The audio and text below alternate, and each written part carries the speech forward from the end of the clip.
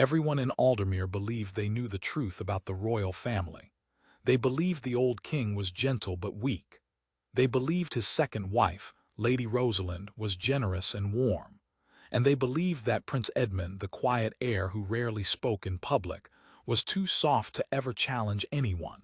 For years, these beliefs sat comfortably in every home, every market, every candle-lit tavern in the capital. But on one cold morning in early winter, a single decision would prove every one of those beliefs wrong, and the person who unraveled it all was the last man anyone expected. This is the story of how a silent prince, without raising his voice even once, took back what had been stolen from thousands of children, and how the woman who thought she controlled the crown's gold learned that the softest man in the palace had been watching her the entire time. The palace of Aldermere stood on a hill above the river, its pale stone towers catching the morning light like something out of an old painting. For 3 generations it had housed the royal family, and for most of that time it had been a happy place. The change had come slowly, the way most sad changes do, with no single moment anyone could point to. It had begun on the day Queen Eleanor died. Queen Eleanor had been loved in a way that few royals ever are. She was not loved for her jewels or her gowns or the grand banquets she hosted. She was loved because she remembered people. She remembered the name of the gardener's sick daughter. She remembered which villages had suffered floods and which had lost their harvests. And above all, she remembered the children. In a kingdom where orphans once slept in doorways and sick children were turned away from every door, Eleanor had built something that changed everything. She called it the Winterlight Endowment, and she had poured her own fortune and a large share of the crown's private estates into it, so that no child in Aldermere would ever again grow up cold, hungry, or forgotten. When she died, the whole kingdom wept. Prince Edmund, only a boy of 14 at the time, had stood beside her coffin without a single tear, his face pale and still. People whispered that he was cold, that he did not feel his mother's death. They did not understand that some grief is too heavy for tears. Edmund had loved his mother more than anything in the world, and when she was gone, a silence settled over him that never fully lifted. He learned to watch instead of speak, to listen instead of argue, to remember everything and reveal nothing. The court mistook this quiet for weakness. It was the greatest mistake any of them would ever make. 3 years after Eleanor's death, King Aldrich married again. His new wife was Lady Rosalind, a woman of striking beauty and even more striking ambition. She came from a minor noble family with a grand name and empty coffers, and she arrived at the palace determined to make up for every year she had spent without wealth. At first, the people welcomed her. She smiled at every ceremony. She waved at every crowd. She spoke often of the poor and the sick, and she made certain that every reporter and every court painter captured her looking generous and kind. Aldermere wanted to believe in her, and so, for a time, it did. But those who lived inside the palace walls saw a different woman. They saw the way she spoke to the servants, sharp and cold, as if they were furniture that had learned to walk. They saw the endless deliveries of silk and gold and imported wine. They saw the new wing she ordered built for herself, with rooms she rarely entered, simply so she could say she owned them. And they saw the way her eyes moved across the palace treasures, counting, always counting, as if measuring what would one day be hers. Prince Edmund saw all of it. He was a young man now, married himself, and he had learned to move through the palace like a shadow. He never confronted Rosalind. He never complained. He simply watched and remembered and waited, though even he did not yet know what he was waiting for. His wife was the one bright thing in his careful, guarded life. Princess Orla had come to Aldermere from a neighboring realm as part of an arranged match, and everyone had expected the marriage to be a cold and formal thing. Instead, Edmund and Orla had fallen deeply, quietly in love. She was everything he was not: warm where he was reserved, spoken where he was silent, quick to laugh where he was slow to smile. And she carried within her the same fire that had once burned in Queen Eleanor. When Orla arrived at the palace and learned about the Winterlight Endowment, she wept. She had grown up hearing stories of the great queen who cared for children, and she asked at once to visit the homes and schools that Elinor had built. Edmund took her, and what they found broke both their hearts. The homes were falling apart, the roofs leaked, the children slept two and three to a bed under thin blankets. The kind old matrons who ran the houses apologized again and again, saying they had asked for repairs for years, that they had written letter after letter, but that the money never came. One of them, a gray-haired woman named Mistress Collie, took Orlia's hands and said, "Your Highness, we were promised the Winterlight would provide, but the Winterlight has run dry." Orlia could not understand it. Everyone knew the endowment had been enormous. Elinor had poured a fortune into it. How could it have run dry in only a few years? That night back in the palace, she told Edmund that she wanted to help, that she would build a foundation of her own if she had to, that she would not let these children suffer. Edmund looked at her for a long moment, and something moved behind his quiet eyes. "Build it," he said softly. "Build it, and I will find out what happened to my mother's gift." And so Orlia built the Larkspur Foundation. She named it after the small purple flowers that grew wild across the hills of Aldermere, the flowers Elinor had loved. With her own dowry and the small allowance granted to her as princess, Orlia began the work of repairing what had been let to rot. She fixed roofs. She bought blankets. She hired teachers and doctors. And within a single year, the Larkspur Foundation had become the most beloved charity in the kingdom, whispered about in every village as a light returning to a place that had gone dark. But the Larkspur Foundation was small, and the need was enormous. Orlia's allowance was quickly spent. She began to sell her own jewelry, quietly, piece by piece, to keep the homes running. Edmund noticed the empty spaces in her jewel box, though she never mentioned it, and it filled him with a slow, cold anger, not at his wife, but at whatever unseen thing was starving the children of his mother's dream. Meanwhile, in the eastern wing of the palace, Lady Rosalind lived like an empress. Her income seemed to have no limit. She hosted balls that lasted 3 days. She commissioned a portrait of herself so large it had to be carried in through the garden because no door in the palace was tall enough. She wore a different set of jewels to every dinner, and never wore the same set twice. When a young courtier once dared to ask, gently, whether the crown might spare some funds for the crumbling children's homes, Rosalind laughed and said that charity was a lovely thing, but that a consort must look the part, and that the poor would always be poor no matter how much gold one threw at them. Edmund was in the room when she said it. He said nothing. He simply set down his cup, rose, and left. But that night he did not sleep. He sat alone in the old library, the one his mother had loved, surrounded by the dusty records of the Crown's estates, and he began at last to search. The Crown's finances were a maze of ledgers, charters, deeds, and old agreements, most of them written in a stiff formal language that few people alive could still read. But Edmund had been taught to read them as a boy by his mother, who had believed that a ruler who did not understand his own accounts was a ruler waiting to be robbed. Night after night, while the palace slept, Edmund pulled the great leather ledgers from their shelves and read them by candlelight, tracing the flow of the Crown's gold year by year, coin by coin. For weeks he found nothing.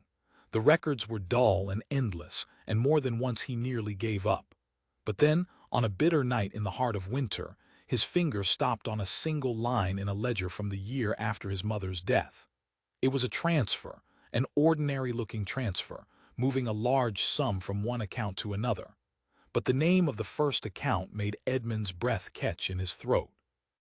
The account was called the Winterlight Endowment, his mother's endowment, the gift she had built for the children of Aldermere.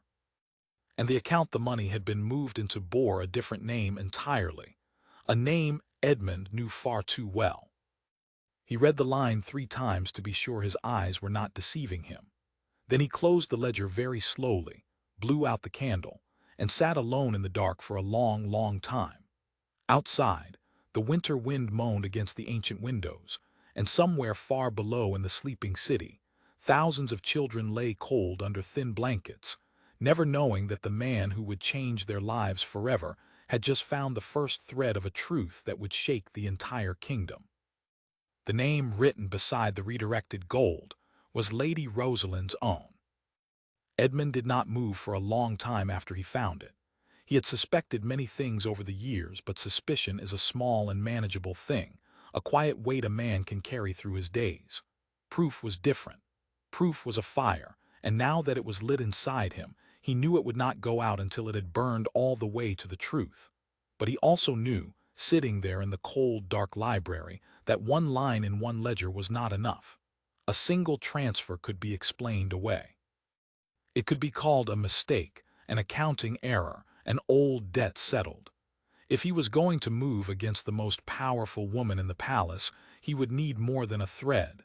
He would need the whole rope. So the careful prince became more careful still. He told no one what he had found, not even Orlia. He returned every ledger to its exact place on the shelf, brushing away the marks his fingers had left in the dust. And he began to plan the way a patient hunter plans, understanding that the prey he stalked was clever, watchful, and entirely without mercy. The first thing he needed was someone who understood the old law better than he did. The transfer of his mother's endowment had not been a simple theft. Rosalind was far too intelligent for that. It had been dressed in legal language, wrapped in charters and clauses, made to look proper and lawful on its face. To undo it, Edmund would need to understand exactly how it had been done, and for that, he needed a man he had not spoken to in years. Deep in the lowest levels of the palace, in a room that smelled of ink and old paper, lived the royal archivist, an ancient man named Master Pell. Pell had served 3 kings. He had known Queen Eleanor. He had, in fact, helped her draw up the very charter that created the Winterlight Endowment, and he was perhaps the only living person who remembered exactly what that charter said. The court had long forgotten him, treating him like a piece of the furniture, and Rosalind had never once thought to worry about the frail old man who counted documents in the dark. That was her mistake. She counted gold. Edmund counted people, and he had never forgotten Master Pell. When Edmund descended into the archive one quiet afternoon, the old man looked up from his desk, and his tired eyes filled slowly with tears. "You have your mother's walk," he said. "She moved just like that, quiet, like she was afraid to wake the house." Edmund sat down across from him, and for the first time in years, he allowed himself to speak plainly to another human being. He told Pell what he had found. He watched the old man's face change from surprise to sorrow to a slow, burning anger. Master Pell rose without a word and shuffled to a locked cabinet in the corner. From it, he drew a scroll wrapped in faded blue ribbon, the original charter of the Winterlight Endowment, written in Eleanor's own hand and sealed with her own seal. He spread it across the desk with trembling fingers and pointed to a passage near the bottom that the years had nearly faded to nothing. "Your mother was wiser than they knew," Pell whispered. "Read this." Edmund read, and as he read, a slow understanding spread across his face like sunrise breaking over the hills. Queen Eleanor had written a clause into her charter, a small and quiet clause that no one had bothered to remember. It stated that the income of the Winterlight Endowment was bound forever to the care of the children of Aldermere, and that it could never lawfully be redirected to any private person for any private purpose. If it ever was, the charter declared, then the rightful heir of Eleanor's blood, and only that heir, had the power to reverse the redirection and restore the funds to their true purpose, no matter how much time had passed, no matter what documents had been signed, no matter who stood in the way. Rosalind had stolen the endowment, but Eleanor, reaching out from beyond the grave, had left her son the key to take it back. "She knew," Edmund said softly. "She knew someone might try." "She feared it," Pell answered. "She did not know it would be so soon or so bold, but she trusted you, my prince. She always said that of all her family, you were the one who listened. She said you would remember things long after everyone else forgot." Edmund left the archive that day with the charter hidden beneath his cloak and a plan beginning to form in his mind. But he understood that the law alone would not be enough. Rosalind had spent years building her image as the kingdom's generous mother figure. If Edmund simply announced that she was a thief, half the court would refuse to believe it, and she would twist the story until he was the villain, the cold, jealous stepson striking at a grieving widow. No, he could not simply accuse her. He had to let the truth reveal itself so completely that no story could cover it. He had to show, not tell. So began the most dangerous stretch of Edmund's quiet campaign. He needed to trace every coin, to build a record so complete that not a single lie could survive it. Night after night he returned to the library and the archive, and slowly, with Master Pell's help, he assembled the entire history of the theft. It was worse than he had feared. Rosalind had not taken the endowment all at once. She had bled it slowly, cleverly, year after year, moving small sums that no one would notice, then larger ones as her confidence grew. She had used the money to build her wing, to buy her jewels, to host her endless balls. Every gown she had ever worn, Edmund realized, had been paid for with gold meant to keep a child warm. Every jewel around her neck was a blanket taken from a sleeping orphan. The scale of it made him physically sick. But he kept his face calm. That was the hardest part. Every day he had to sit at the same table as Rosalind, to bow to her, to endure her small, cold smiles, all while carrying the knowledge of what she had done. Once, at a dinner, she turned to Orlia and said with false sweetness that she admired the princess's little charity, though of course it was a shame she had to sell her jewels to fund it. Perhaps, Rosalind suggested, the girl simply lacked the means to be truly generous. Orlia's face went pale. Edmund's hand tightened around his knife beneath the table, but he only smiled and thanked Rosalind for her concern and said that his wife's generosity had never depended on the size of her jewel box.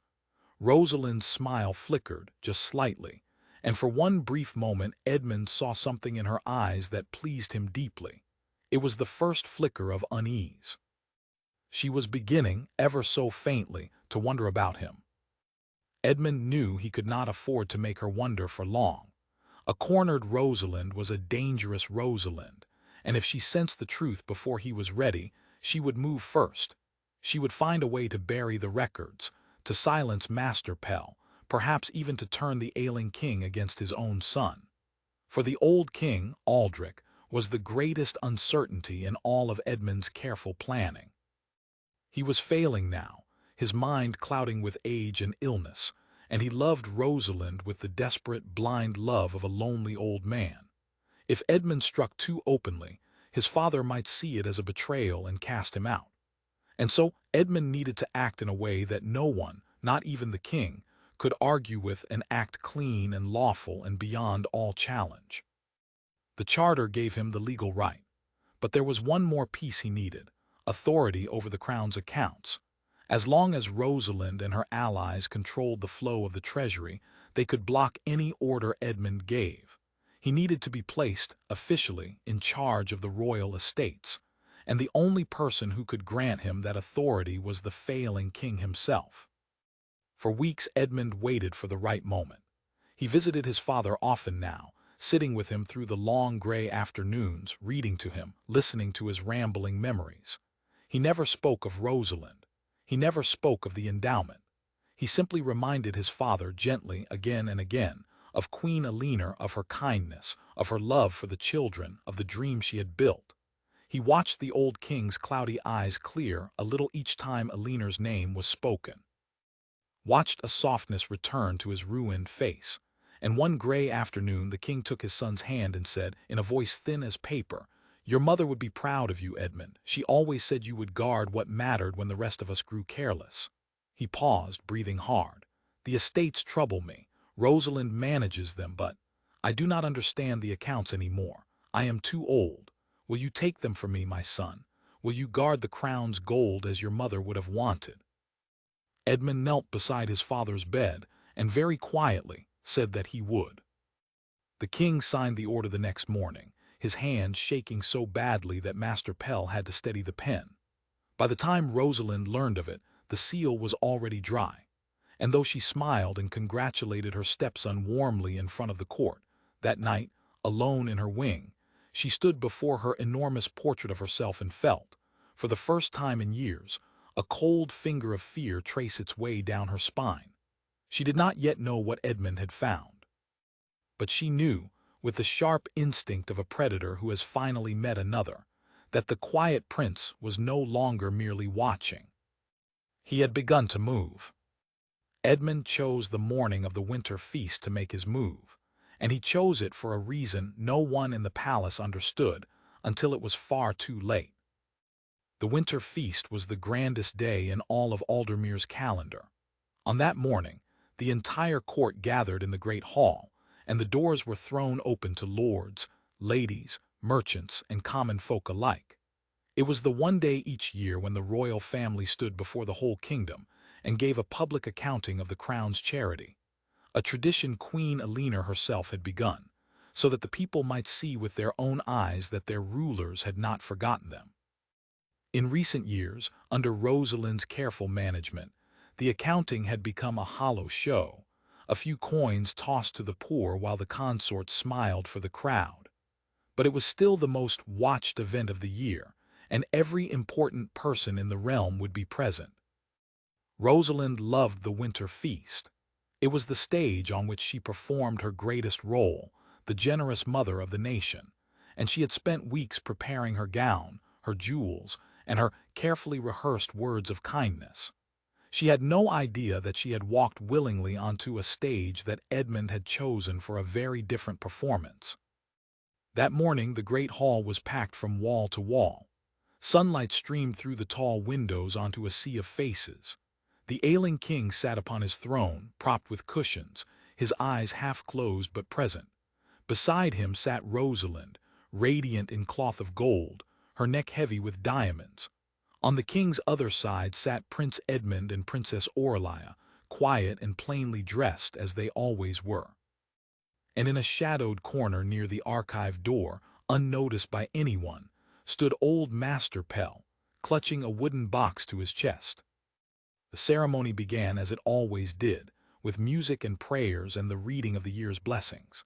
Then came the moment of the charitable accounting. By tradition, the consort rose to speak of the crown's good works.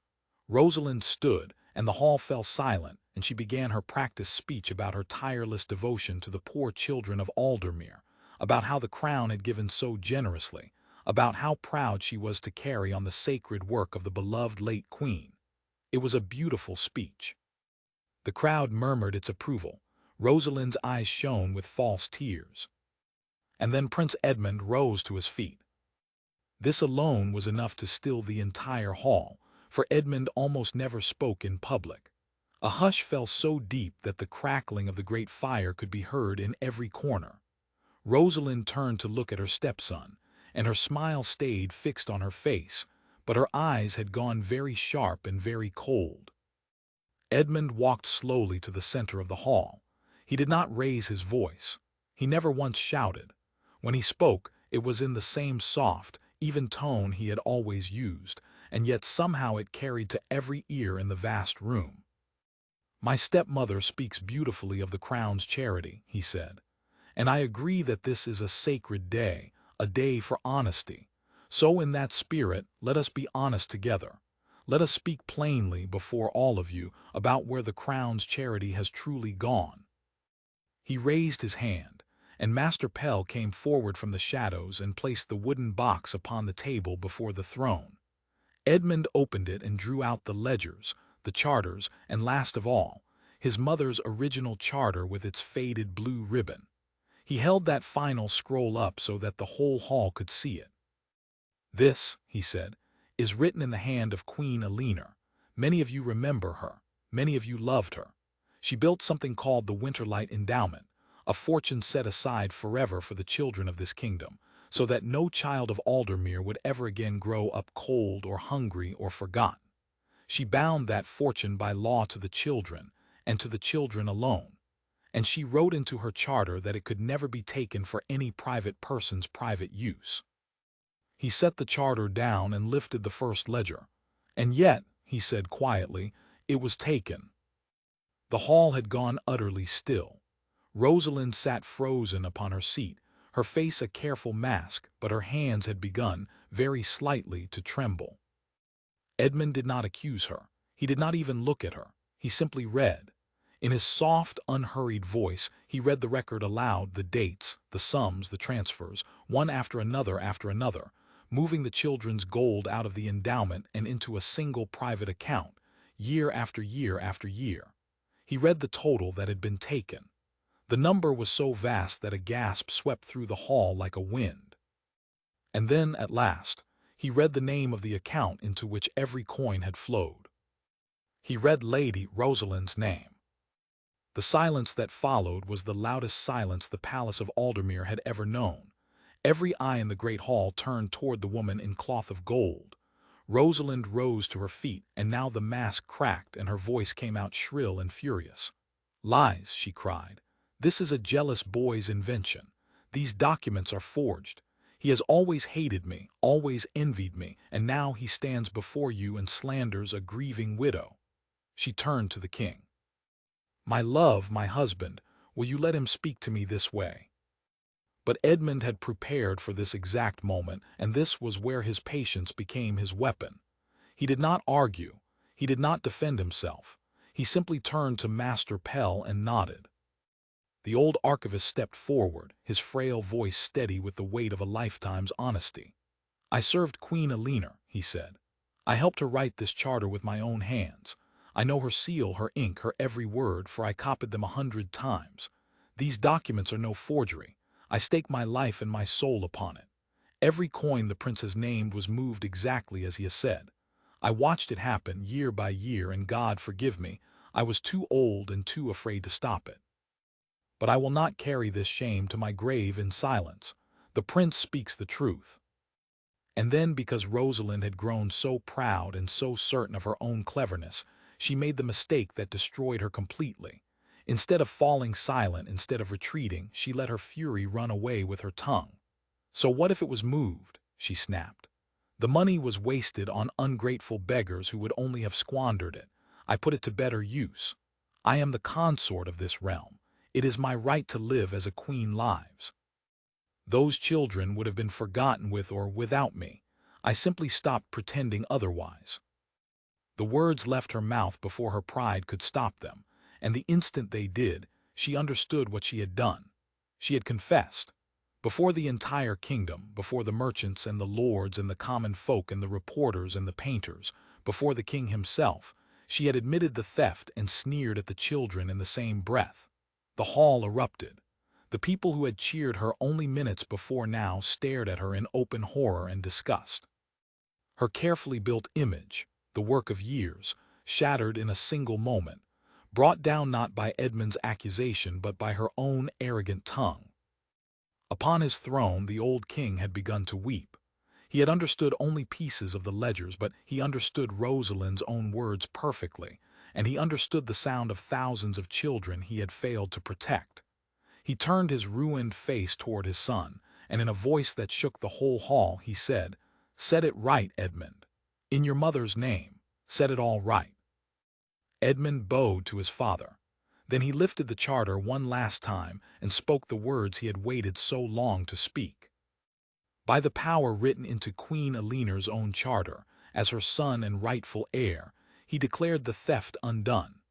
Every coin that had been taken from the Winterlight endowment was, from that moment, restored to its true and lawful purpose, the care of the children of Aldermere.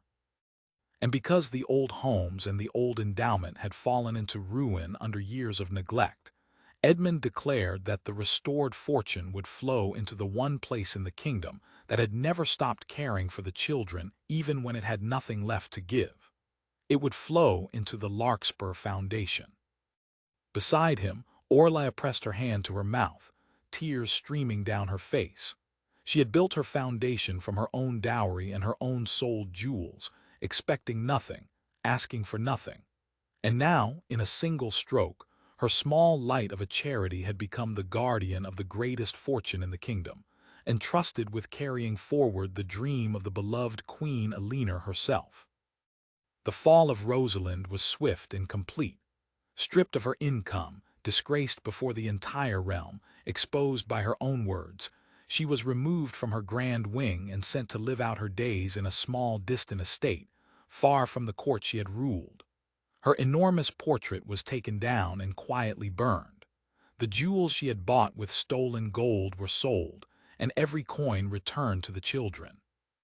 And though she lived for many more years, she never again appeared in public, for there was not a village in all of Aldermere where her name was not spoken with contempt. But the true ending of the story was not Rosalind's fall. It was what rose in its place. With the restored fortune, the Larkspur Foundation spread across the whole kingdom like the wildflowers it was named for. The crumbling homes were rebuilt, warm and bright and full of laughter. New schools opened. Doctors came. The children who had once slept cold under thin blankets now grew up fed, taught, and cared for, and many of them, when they were grown, gave their own lives to the same work, so that the kindness only spread further with each passing year. Mistress Collie, the gray-haired matron who had once told Aurelia that the winterlight had run dry, lived long enough to see it flow again, and she wept the first time she saw the new roofs going up over the homes she had fought so long to save. And Prince Edmund, the quiet man the whole court had once mistaken for weak, was quiet still. He never boasted of what he had done. He never told the story of those long nights in the library, or the charter hidden beneath his cloak, or the years of patient watching. He simply went on as he always had, listening more than he spoke, remembering everything, revealing nothing. But the people of Aldermere understood now what his silence had always contained. They understood that the softest voice in the palace had belonged, all along, to the strongest heart in the kingdom. Years later, when Edmund at last became king and Aurelia his queen, an old servant asked him what had given him the courage, through all those dangerous years, to do what he had done. Edmund was quiet for a long moment, as he always was. Then he looked out the window toward the hills where the larkspur grew wild and purple in the summer wind, and he said softly that his mother had once told him something he had never forgotten, that the truest power in the world was never the loudest. It was the kind that waited and remembered, and when the moment finally came,